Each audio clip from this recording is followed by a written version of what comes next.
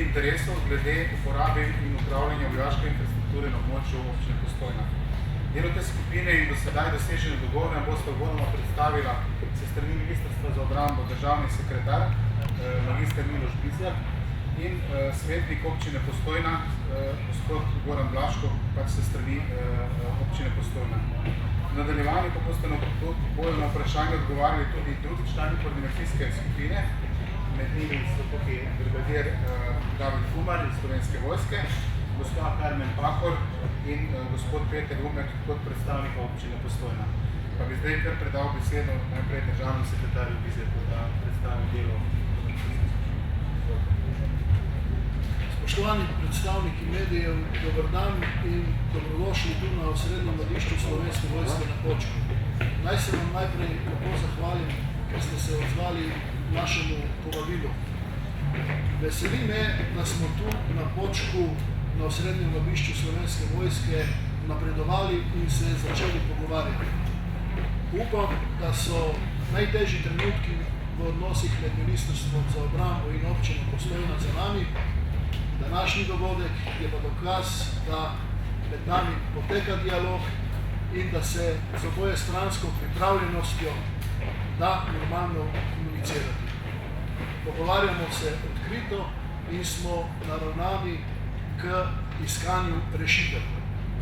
Izzivov je veliko in seveda ni pričakovati, da jih rešimo kar čez noč, zato bodo potrebni kompromisi, dialog, strpnost in pa seveda medsebojno razumevanje.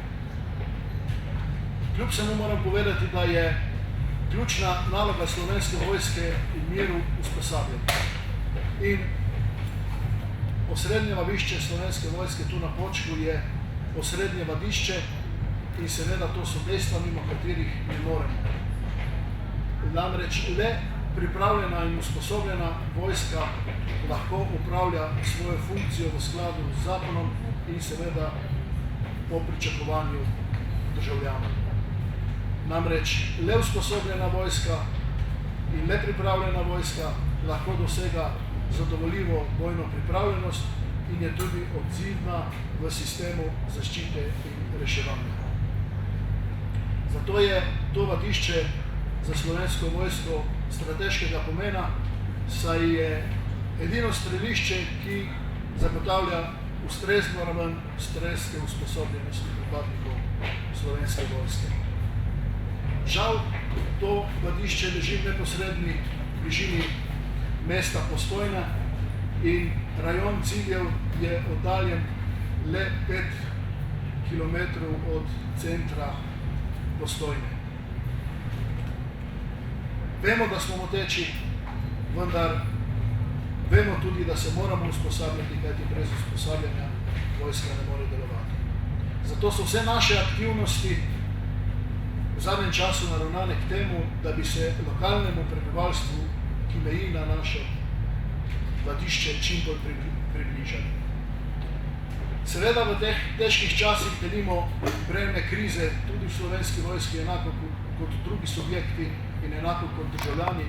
Kljub temu pa poskušamo vse, kar imamo na razpolago, vlagati v komunalno infrastrukturo in tako pomagati lokalni skupnosti in državljanom, da jim ta lokalna infrastruktura koristi.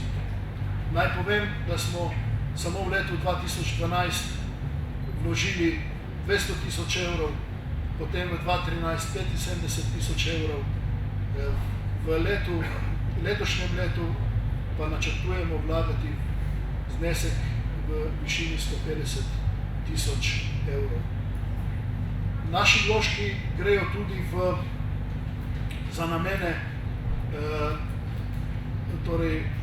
ekologije in v vseh dosedanjih v našem sodelovanju smo vložili v ekološke raziskave in monitoring okrog 700 000 evrov.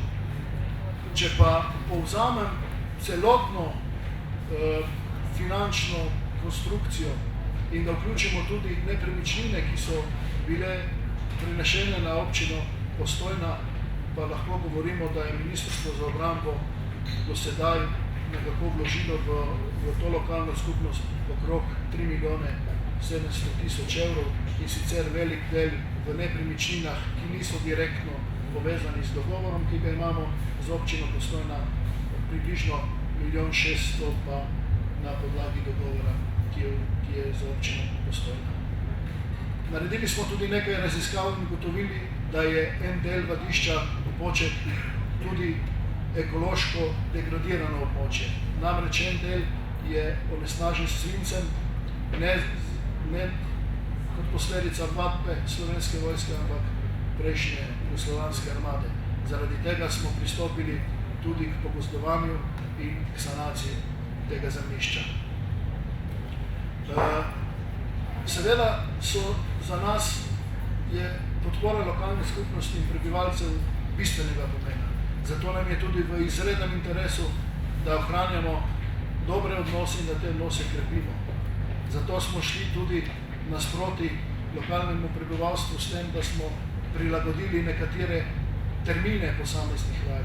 Naj spomnim, da lansko letno vajo, takojšen odgovor, smo prenesli v jesenski del in smo z promocijskimi aktivnosti pomagali tudi razvoju postojnskega turizma v sezoni, ki se je že zaključevala. Ravno tako načrtujemo tudi vajo takojšen odgovor letos jeseni in tudi to smo poskušali uskladiti z lokalnimi skupnostmi.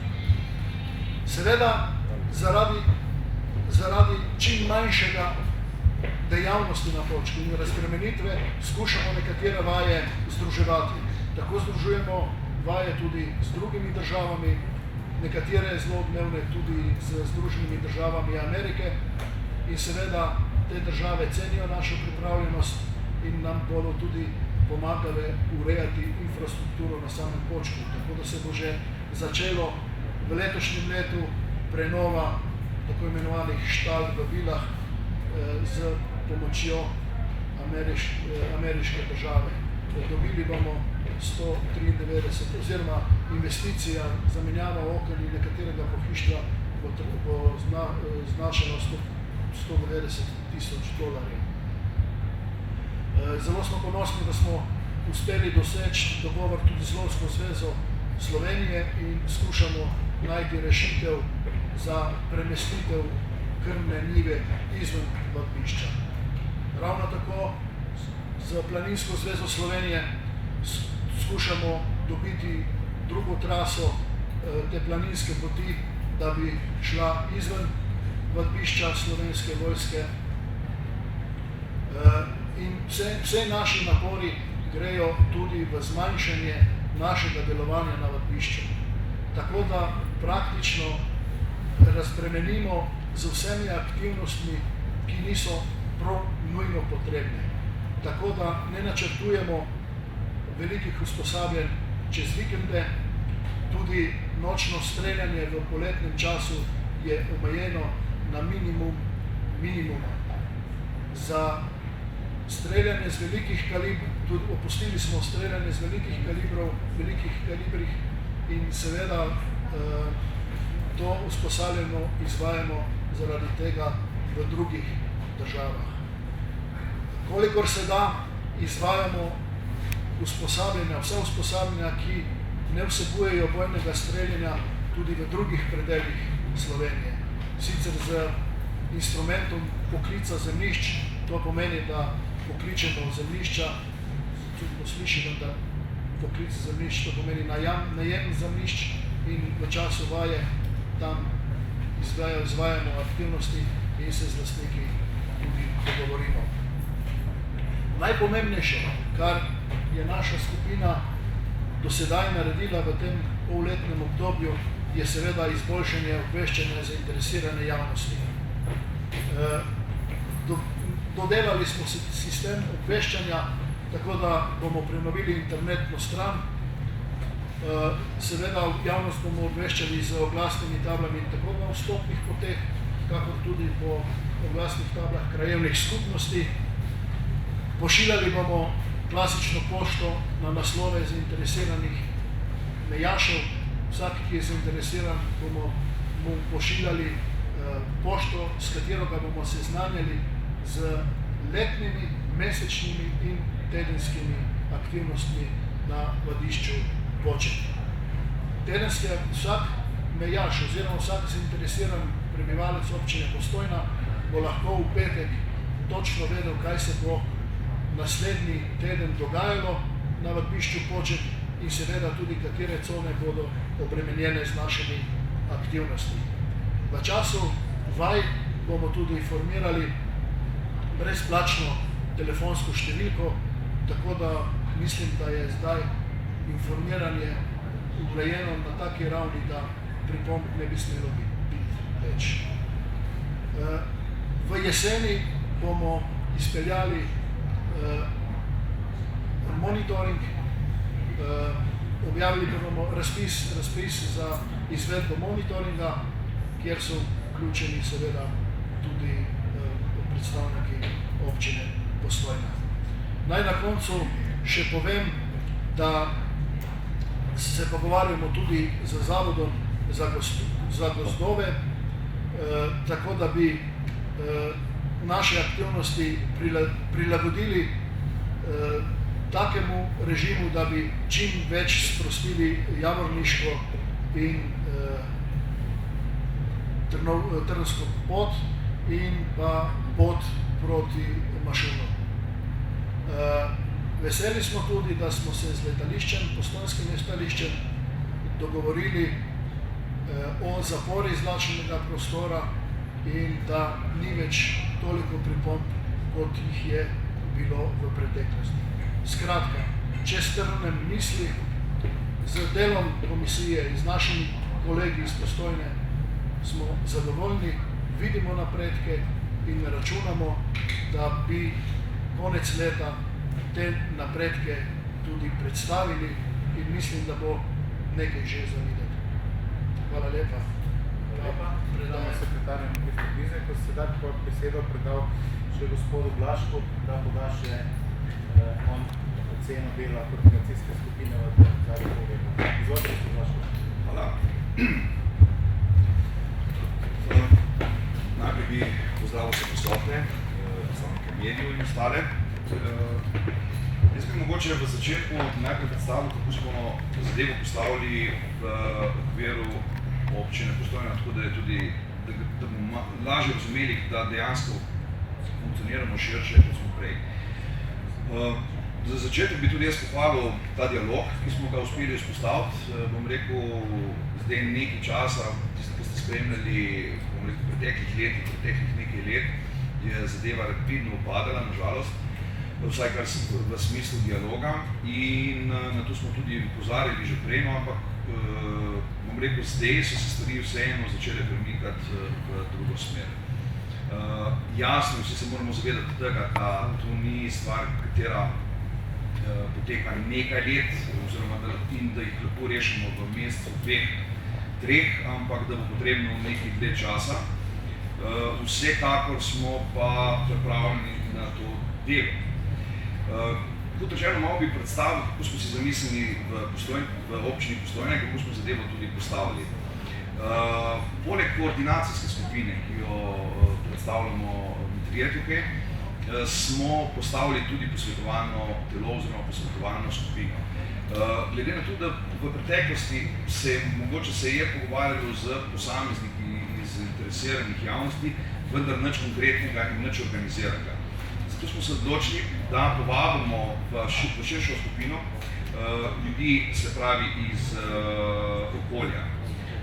Pa če jih lahko naštejem, to so Magda Tunčerne iz krajevne skupnosti Prestrane, potem je Janko Nabergoj iz Lovske družine Prestrane, Marko Simčič, predsednik Gasilske zveze Postojna, Erika Dekleva, državnozborska poslanka, Robert Čebokl, gostinec in turistični delavec, Katja Jordan, predstavnica nevladnih organizacij, Robert Pavšič, vodja za odnose z javnostjo občine Postojna, potem je podžupan Andrej Berginc, Boštjan Udovič kot član prejšnje skupine, potem je Špela Habit iz Zavoda za gozdove, ter Miha Matevžič iz Aerokluba Postojna. V okviru te skupine smo se tudi dogovorili, da dogovori, ki jih sprejmemo v skupini, v posvetovalni skupini, so za nas zavezujoči in kot take tudi problematiko prenašamo naprej in so del pogajanj oziroma v končni fazi tudi realizacije. Tako da želeli smo, da enostavno izvemo in da komuniciramo tudi z lokalno skupnostjo, da izvemo v bistvu tudi tisti srž problemov, ki se dejansko dogaja. Kot rečeno, osnova za vse skupaj je dogovor oziroma sporazum, ki je bil podpisan leta 2004 in smo ga v tem mandatu naše skupine zdaj z 6. dopolnilom nekoliko popravili. Osnovna izhodišča ostajajo ista, ampak šlo je za definicije glede načina zapiranja, glede monitoringa in tako da tlele smo nekoliko bolj definirali stvari. Tle lahko rečem, da člen, ki je mogoče zanimiv za vse, ostaja za enkrat isti in sicer gre za financiranje. Tukaj ostaja za enkrat še zmeri do 260 000 evrov, ampak kot rečeno, vsa ta pogajanja in tudi dogovori peljajo pa v drugo smer. Uspeli smo se tudi dogovoriti z Ministrstvom za obrambo, da smo začeli pripravljati osnove in podlage. Seveda osnova je sporazum, katerega imamo, ampak dodatno, ne gre tle za nadomestila in za urejanje drugih stvari, vse te stvari ne bi zapisali v sistemskem aktu.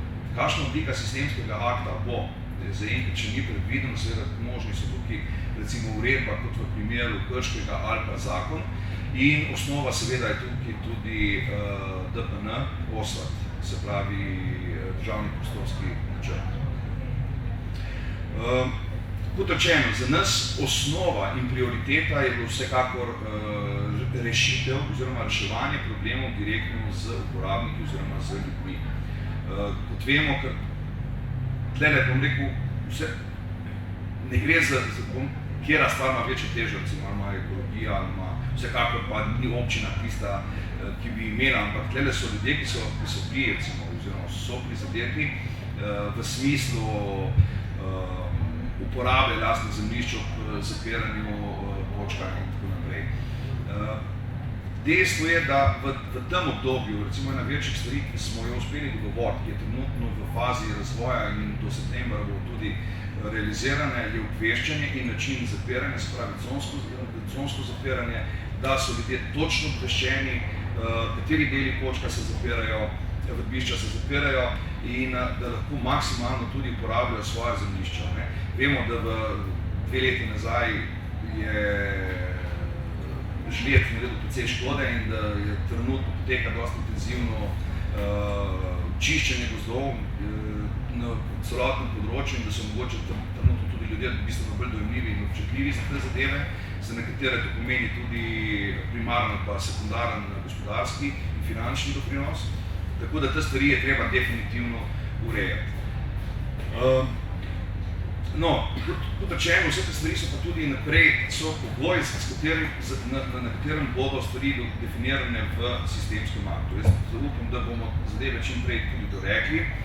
Ministrstvo se je zavezalo, da bo pripravilo izhodišča oziroma primere, kot jih imajo v soseščini, tako da bomo znali tudi iz tega nekoliko primerjati. Jaz bi tukaj še rekel, da recimo občina Postojna je zaradi zaradi samega informiranja, ker nam je v interesu, da so ljudje informirani o delu in o zaporah na Vrdišču. Zato smo stopili tudi ministrstvo nasproti in zaprosili potem tudi ljudi, oziroma poslali najprej na 6. naslov na tiste, ki so ocenili, da so najbolj povezani z Vrbiščem in jih zaprosili za svoje naslove, če bi, oziroma ne sami povejo, če so zainteresirani za obveščanje. Šli smo v 3 načine, se pravi, vemo, da vseeno obstaja določen del populacije, ki je elektronsko v tem trenutku ni pismen. Potem zato smo omogočili možnost, se pravi, pisnega obveščanja po klasični pošti, obveščanja po elektronski pošti in obveščanja s kratkimi sporočili oziroma z SMS-i. Moram reči, da je zadeva bila precej odzivna. Prijeli smo preko 100 naslovov, na katere se bo pošiljalo. Tu govorim, se pravi, 600 domačinstv, ki so nekako direktno povezana oziroma navezana na vadbišče. Pozvali smo pa zdaj tudi, in tlede še enkrat pozivam tudi ljudi, da tisti, ki so zainteresirani iz širšega območja, da posredujejo svoje elektronske naslove in da jih na tak način, da se jih ureja.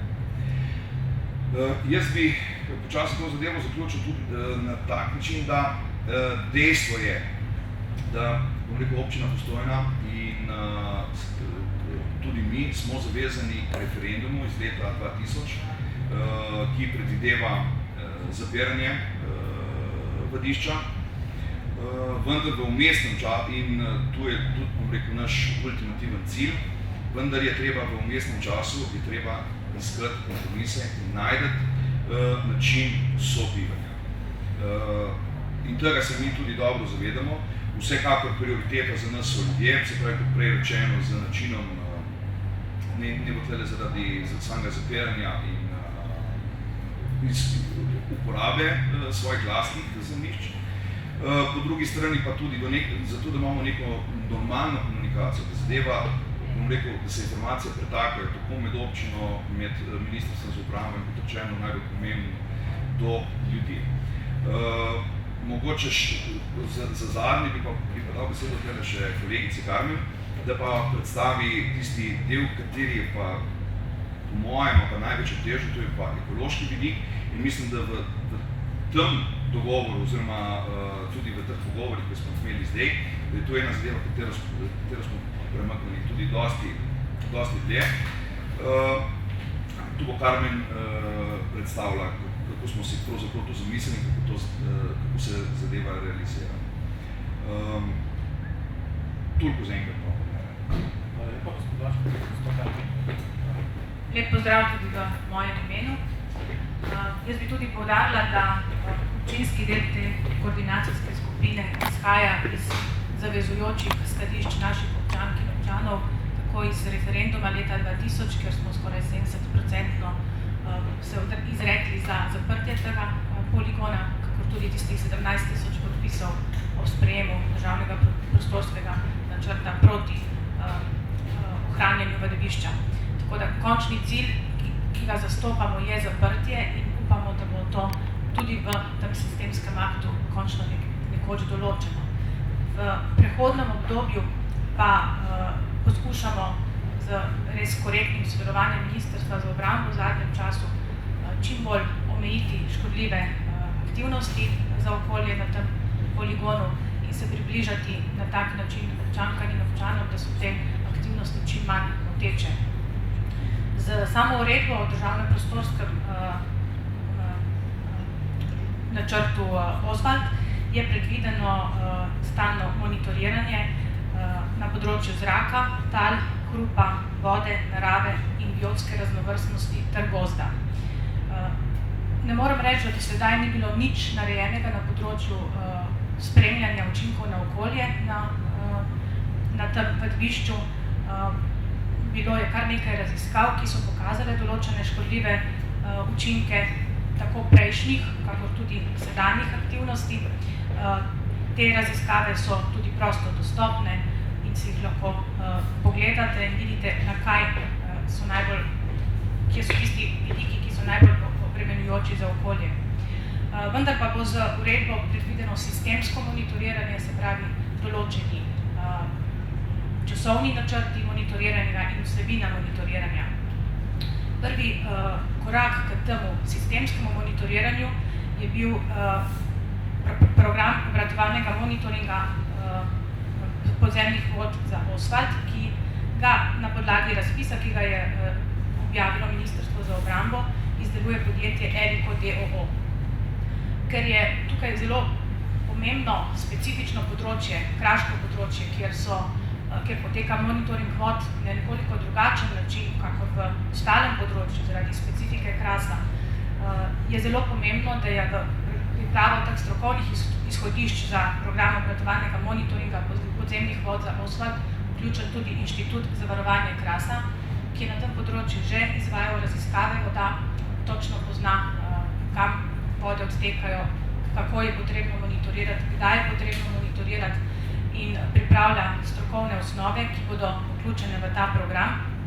Zato sem prepričana, da ko bo ta program narejen, da bo strokovno dobro postavljen. Na podlagi teh programov se bo potem objavil razpis za izvajalca, ki bo izvajal monitoring tako zraka, tal, hrupa, vode, narave in biotske raznovrstnosti ter gozda, kot je predvideno v uredbi, z posameznimi potrebnimi podizvajalci, ker ena inštitucija verjetno ne bo sposobna v celoti sama prevzeti tovrstnega monitoringa. V pripravo razpisa bo vključen tudi predstavnik občine Postojna, ki bo potem v tej komisiji tudi izbiral ustreznega izvajalca. Tako da računamo, da bomo v drugi polovici letošnjega leta s tem razpisom zaključili in da se bo monitoring končno začel. Monitoring lahko izvajajo samo ustrezne pooblaščene inštitucije, ki imajo javna pooblastila in licence za izvajanje monitoringa v Republiki Sloveniji. Zato sem prepričana, da bodo te inštitucije monitoring izvajale ustrezno in strokovno in da ne bo nobenih dvomov v njihove rezultate. Hvala lepa, še nekaj Karmen. Seveda smo zdaj odprti oziroma na voljo tudi za vaše vprašanja, tako da izvolite, pa vas bi prosil, da pred vprašanje se predstavite.